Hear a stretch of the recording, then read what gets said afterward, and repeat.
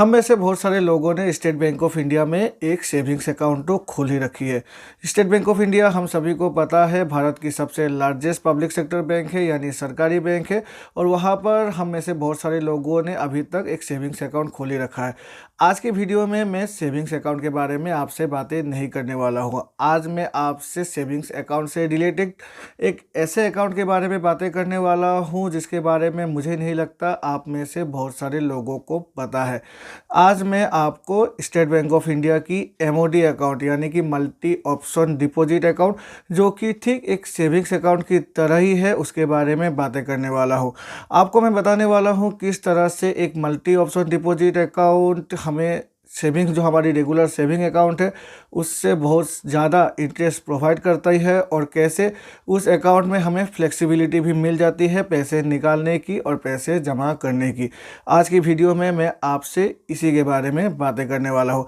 अगर आप एक स्टेट बैंक ऑफ इंडिया के खाता धारक है या फिर आप एक स्टेट बैंक ऑफ इंडिया में अभी एक सेविंग्स अकाउंट खोलना चाहते हैं तो आज की वीडियो आपके लिए बहुत बड़ी लाभदायक होगी, क्योंकि अगर आपने पहले से स्टेट बैंक ऑफ इंडिया में एक सेविंग्स अकाउंट खोल रखा है तो मेरी इस वीडियो को देखने के बाद मुझे लगता है आप अपनी सेविंग्स अकाउंट को कन्वर्ट कर लेंगे स्टेट बैंक ऑफ इंडिया की एमओडी अकाउंट में। या फिर अगर आपने नहीं खोल रखा है और एक नई सेविंग अकाउंट खोलना चाहते हैं तो मुझे लगता है आप सेविंग्स अकाउंट की जगह जो मैं अकाउंट के बारे में आपको बताने वाला हूँ उस अकाउंट को खोलना ज़्यादा पसंद करेंगे। नमस्कार दोस्तों, मेरा नाम है विराज और आपका स्वागत है मेरे चैनल विराज की बातें में। तो चलिए आज की वीडियो को फटाफट शुरू करते हैं।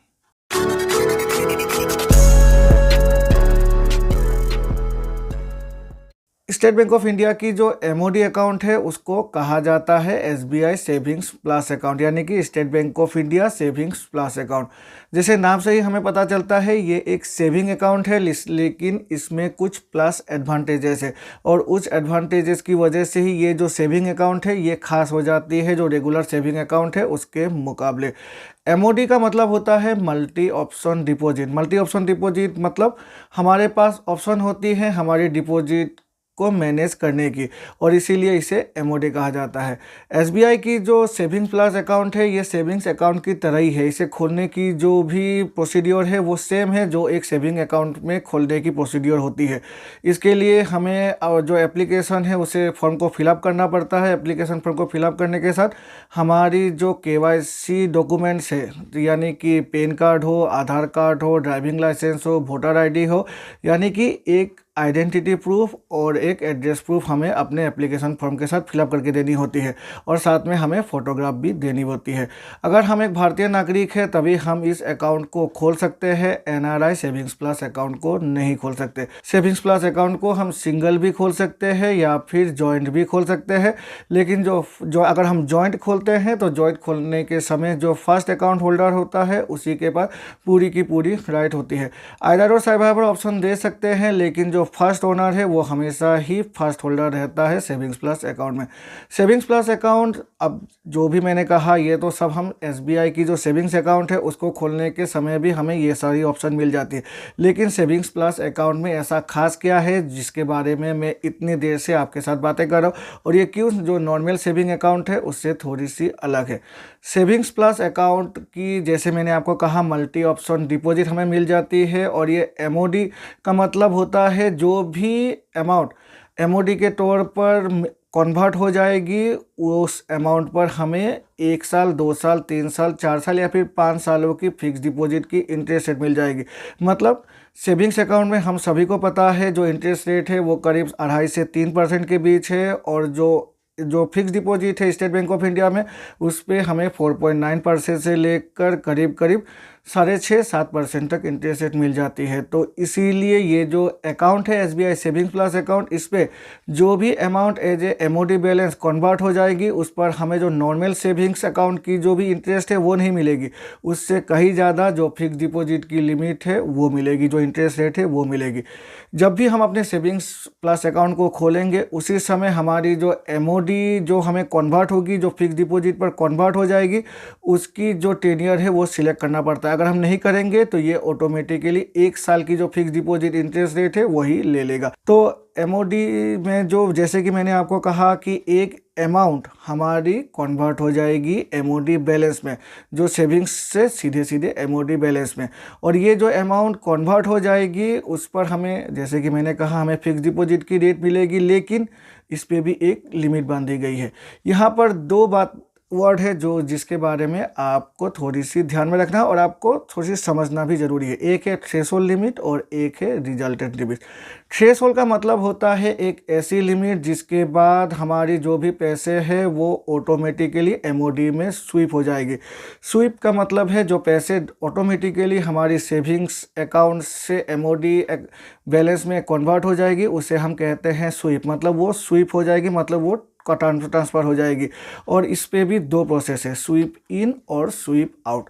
स्वीप इन का मतलब होता है, आप गौर से ये जो भी मैं टर्म्स के बारे में आपको समझा रहा हूँ उसको गौर से सुनिएगा, तभी आपको पता चलेगा सेविंग्स प्लस अकाउंट में आखिर क्या क्या बेनिफिट है और ये क्यों सेविंग्स प्लस अकाउंट खोलने के बाद आपको ये टर्म्स को जानना ज़रूरी है। नहीं तो आपके मन में काफ़ी कन्फ्यूजन क्रिएट हो जाएंगे जब भी आपके पैसे कन्वर्ट होगी सेविंग्स से सीधे एमओडी बैलेंस में। स्वीप इन का मतलब होता है जब भी हमारी सेविंग्स अकाउंट से पैसे ट्रांसफ़र हो जाएगी एमओडी बैलेंस पर, उसे हम कहते हैं स्वीप इन। और स्वीप आउट का मतलब होता है जब उस एमओडी अकाउंट से हम पैसे निकालेंगे और वो पैसे सीधे सीधे हमारे सेविंग अकाउंट में ट्रांसफ़र हो जाएगी, तो उसे कहते हैं स्वीप आउट। तो स्वीप इन और स्वीप आउट आप लोगों ने समझ लिया। जैसे कि मैंने आपको कहा थ्रेशोल्ड बैलेंस और रिजल्टेंट बैलेंस के बारे में। थ्रेशोल्ड बैलेंस होता है वो बैलेंस जिसके बाद जो हमारी पैसे है वो स्वीप इन होगी, मतलब पहली ट्रांसफ़र हो जाएगी एमओडी बैलेंस में, और इसे रखा गया है 35,000। मतलब जब भी कोई अकाउंट होल्डर है जिसके अकाउंट में 35,000 से ज़्यादा पैसे हैं, उसी कंडीशन में जो भी पैसे हैं वो सीधे सेविंग अकाउंट से एमओडी बैलेंस में कन्वर्ट हो जाएंगे। और उसके बाद जो सेकंड जो टर्म है वो है रिजल्टेंट बैलेंस। रिजल्टेंट बैलेंस का मतलब होता है वो बैलेंस जिसके बाद हर महीने या वीकली या मंथ या डेली आप जिस भी बेसिस पर अपना स्वीप इन जो ट्रांसफ़र मोड है उसे सिलेक्ट करेंगे, वो पैसे ऑटोमेटिकली ट्रांसफ़र होते होते चले जाएंगे। तो रिजल्टेंट बैलेंस को रखा गया है 35,000। मतलब पकड़ लीजिए मेरे पास एक 50,000 रुपये है मेरी सेविंग्स प्लस अकाउंट में। अब मेरी जो थ्रेशोल्ड बैलेंस है वो 35,000 रुपये है, तो 35,000 के बाद जो 15,000 रुपये बच जाएंगे वो 15,000 रुपये सीधे एमओडी बैलेंस हो जाएगी। और उस एमओडी बैलेंस में मुझे नॉर्मल सेविंग अकाउंट रेट नहीं बल्कि जो स्टेट बैंक ऑफ इंडिया की फिक्स डिपॉजिट की अकाउंट रेट है वो अकाउंट रेट ही मिलेगी, जो वही इंटरेस्ट रेट मिलेगी। और उसके बाद जब भी मेरी रिजल्टेंट बैलेंस यानी कि 25,000 रुपये जमा होंगे मेरे अकाउंट में, उसके बाद जो भी पैसे हैं वो पैसे ट्रांसफ़र हो जाएगी एमओडी बैलेंस में। लेकिन जब भी पैसे स्वीप होंगी वो मिनिमम 10,000 रुपीज़ से ही स्वीप होना स्टार्ट होगी और मल्टीपल्स ऑफ 1000 होगी। मतलब मेरे पास पकड़ लीजिए अभी 50,000 रुपये, जैसे कि मैंने कहा मेरी जो पहली थ्रेशोल्ड थी 35,000, उसके बाद 15,000 रुपये मेरी स्वीप होगी। अब फिर से मेरे अकाउंट में आ गए 40,000 रुपये, तो 25,000 रुपये को छोड़कर बाकी 15,000 रुपये फिर से स्वीप हो जाएगी। अब पकड़ लीजिए मेरे अकाउंट में आ गई 30,000 रुपये, तो उस कंडीशन में 25,000 रुपये तो मेरी रिजल्टेंट बैलेंस रह जाएगी, लेकिन जो स्वीप है वो स्वीप नहीं होगी क्योंकि जो मिनिमम जो स्वीप अमाउंट है उसे 10,000 रखा गया है। तो इस कंडीशन में 5,000 रुपीज़ ही बच जाएंगे रिजल्टेंट बैलेंस को छोड़कर, तो इसीलिए पैसे स्वीप नहीं होंगे। तो इसी के लिए मैंने कहा कि जो ये जो तीन टर्म्स है, रिजल्टेंट बैलेंस और जो थ्रेशोल्ड बैलेंस या फिर जो मिनिमम अमाउंट जो ट्रांसफ़र हो जाएंगी from savings to MOD balance, उसको आपको ध्यान में रखना है। तो थ्रेशोल्ड बैलेंस 35,000 रुपये है, जो रिजल्टेंट बैलेंस है वो 25,000 रुपये है, और जो भी अमाउंट ट्रांसफ़र होगी मिनिमम वो 10,000 और इन मल्टीपल्स ऑफ 1000 होगी, यानी कि 10,500 10,700 रुपये जमा कभी भी ट्रांसफ़र नहीं होगी। 11,000 12,000 13,000 ऐसे पैसे ही जो होगी वो ट्रांसफ़र हो जाएगी। अब ये तो रही स्वीप इन की बात है। अब स्वीप आउट की बात है। स्वीप आउट में भी हम दो ऑप्शन चूज कर सकते हैं, फर्स्ट इन फर्स्ट आउट या फिर फर्स्ट इन लास्ट आउट। मतलब जो भी पैसे हमारी सेविंग्स से एमओडी अकाउंट में कन्वर्ट होगी वो हमें डिसाइड करना है। जो पहले कन्वर्ट हुई है वो फिक्स डिपॉजिट ऑटोमेटिकली टूटेगी या फिर जो लास्ट में कन्वर्ट हुई है वो ऑटोमेटिकली टूटेगी। फर्स्ट इन फर्स्ट आउट का मतलब है जो पहले फिक्स डिपॉजिट हुई है, जो पहली एमओडी बैलेंस में जो भी पैसे गए हैं वो जब भी स्वीप आउट होगी ऑटोमेटिकली वो टूटेगी, या फिर फर्स्ट इन लास्ट आउट का मतलब है जो पहले हुई है वो सबसे लास्ट में टूटेगी। अब ये आपके मन में थोड़ा सा कन्फ्यूजन क्रिएट हो गया होगा, ये मैं क्या कह रहा हूँ।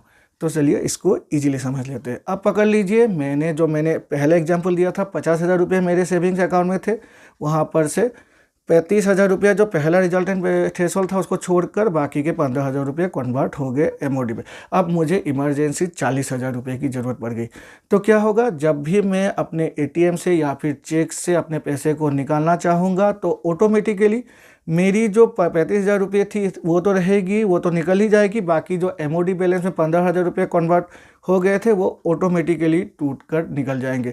तो इस पर किसी को भी कुछ भी सोचने की ज़रूरत नहीं है, ये सब ऑटोमेटिकली होगा, मतलब जो कन्वर्ट होगा वो भी ऑटोमेटिकली होगा, और वो जो भी फिक्स जो एमओडी बैलेंस होंगी उसको तोड़कर जो भी पैसे निकलेंगे वो भी ऑटोमेटिकली ही निकलेंगे। इसीलिए मैं कहता हूँ स्वीप इन मतलब जो ट्रांसफ़र होगी एमओडी बैलेंस में, और स्वीप आउट जो ऑटोमेटिकली एमओडी बैलेंस से पैसे निकल जाएगी। तो ये मेनली एसबीआई सेविंग्स प्लस की जो आपको जानना ज़रूरी है इन्फॉर्मेशन है, वही है मेनली एसबीआई सेविंग्स प्लस की। अब एसबीआई सेविंग्स प्लस के साथ हमें कौन कौन सी और सुविधाएं मिल जाती है, इसके साथ हमें एटीएम कार्ड मिल जाती है, इसके साथ हमें इंटरनेट बैंकिंग की सुविधा मिल जाती है, इसके साथ हमें चेक बुक भी मिल जाती है, और इसके साथ हमें वो सब फैसिलिटी मिलती है जो एक सेविंग अकाउंट के साथ मिलती है। और जो भी एटीएम कार्ड मिलती है वो हम चूज़ कर सकते हैं अपने बैलेंस के हिसाब से। अगर हम चाहे तो गोल्ड, प्लेटिनम या फिर क्लासिक कार्ड ले सकते हैं। ऑनलाइन बैंकिंग तो इसके थ्रू हम कर ही सकते हैं, और जब भी चाहे हम इस अकाउंट को सेविंग्स अकाउंट में भी बाद में कन्वर्ट कर सकते हैं और ट्रांसफ़र भी कर सकते हैं इस अकाउंट को अपने एक ब्रांच से अपने किसी भी एसबीआई के दूसरे ब्रांच में। तो ये है main information SBI savings plus की। अगर आप एक सेविंग्स अकाउंट होल्डर है और आपके अकाउंट में थोड़ी सी पैसे है, सेविंग्स अकाउंट में थोड़े से पैसे है, तो आप अपने अकाउंट को एसबीआई सेविंग्स प्लस में कन्वर्ट कर लीजिए, क्योंकि 35,000 को छोड़कर जो पहला पैसा ट्रांसफ़र हो जाएगा आपके सारे पैसे एमओडी बैलेंस में कन्वर्ट हो जाएंगे, और ये पैसे ऑटोमेटिकली ही बाहर निकल जाएंगे जब आपको पैसे की ज़रूरत पड़ेगी। आपको इसके लिए कुछ भी अलग से कुछ भी रिक्वेस्ट नहीं डालनी है बैंक में। और अगर आपने अभी तक अपना एक एसबीआई अकाउंट नहीं खोला है और आप चाहते हैं कि फ्यूचर में अपना एक ऐसा अकाउंट खोले जिसके लिए आपको बार बार फिक्स डिपॉजिट ना करना पड़े, तो एसबीआई सेविंग्स प्लस काफ़ी बेहतरीन अकाउंट है। एक बात मैं आपको बताना चाहता हूँ, एसबीआई सेविंग्स प्लस में हमें किसी तरह की भी टैक्स की रिबेट नहीं मिलती है, और जब भी पैसे स्वीप आउट हो जाएंगे तो उन पैसों पर भी हमें टैक्स देना पड़ेगा, जैसे कि normal saving account fix deposit के समय हमें देना पड़ता है, मतलब टीडीएस काट के ही पैसे हमारे अकाउंट में क्रेडिट हो जाएंगे। तो ये थी complete information SBI savings plus की। आशा है आपको इस वीडियो को देखने के बाद कुछ नया इन्फॉर्मेशन मिला होगा, और अगर मिला है तो मेरे चैनल को लाइक और सब्सक्राइब करना ना भूलिएगा, और सब्सक्राइब करके बेल आइकन को प्रेस करना ना भूलिएगा, जिससे कि मेरे ऐसे ही नए वीडियो की नोटिफिकेशन तुरंत आपके पास मिल जाया करेगी। तो चलिए मिलते हैं अपने अगले वीडियो में, तब तक के लिए goodbye and take care.